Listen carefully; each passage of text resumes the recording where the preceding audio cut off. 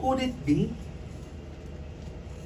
that the picture of the elders in this passage teach us that the extraordinary spiritual gifts had stopped?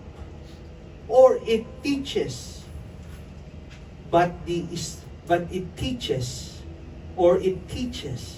that the shepherd or elders are responsible to be zealous, to be compassionate for spiritual gifts.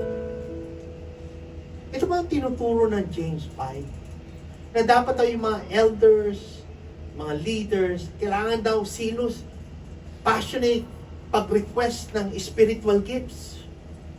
Could it be that the shepherd are to carry out their doctrinal, spiritual oversight of the church by living in such a constant fullness of the Spirit, they are likely candidate of whatever gift is called in their ministry? Or could it be that sickness is such a frequent misery among the sheep of God, which is the church, that the sheep or the shepherd, the elders will take it as their normal responsibility to be zealous for the gift of faith and healing, after the pattern of the chief shepherd, the Lord Jesus Christ? Could it be? Baka ito tinuturo po sa atin, sa mga elders or sa church. So the conclusion of our study for today, yung James 5, is a rebuke to the shepherd, to the leaders that never have the faith to heal. Is a rebuke to all of us.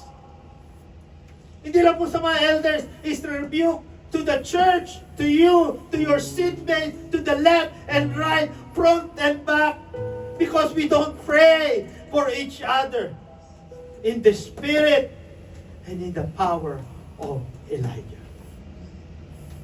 Nire-review tayo ni James dahil nagkulang tayo sa panalangin eh. Nagkulang ang iglesia na binilinigan ng kanyang dugo. Nagkulang tayo sa panalangin. That's why, kung dumadaan tayo sa pagsubok, kapatid, anong sabi ng Romans 12:12? Rejoice! In hope, we have a hope. Be patient in tribulation. Ano naman tribulation? Paghihirap, suffering. Rejoice in hope, patient in tribulation. Ano po sabi? Be constant in prayer.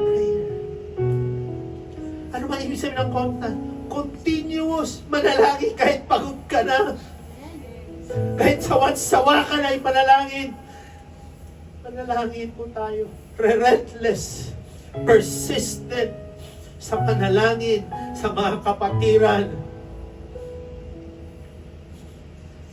And who are those need to be constant in prayer? All this with one accord and devoting themselves to prayer. Tayo ay iisa. Regardless ano man ang background mo, ano ang iyong pananalita, kung paano ka pinalaki ng iyong mga magulang, we are one. As one church, one body, because we have one God. Ang sabi po sa atin, devoting ourselves to prayer. Napakahalagang elemento ng isang iglesia ang panalangin. Hindi lang po sa iglesia, individually, napakahalaga po sa atin ang manalangin. Kailan ka tatawag? Kailan ka mananalangin? If too late, doon ka lang mananalangin. Pati kang mananangin, approve, kapatid. Pasalamat tayo what we have right now. At kung dumadaan tayo sa pagsubok, be patient. Be constant in prayer. Dito po nagtatapos ang ating study. And i-relate po natin sa healing. To those who are suffering right now, Pray for yourselves.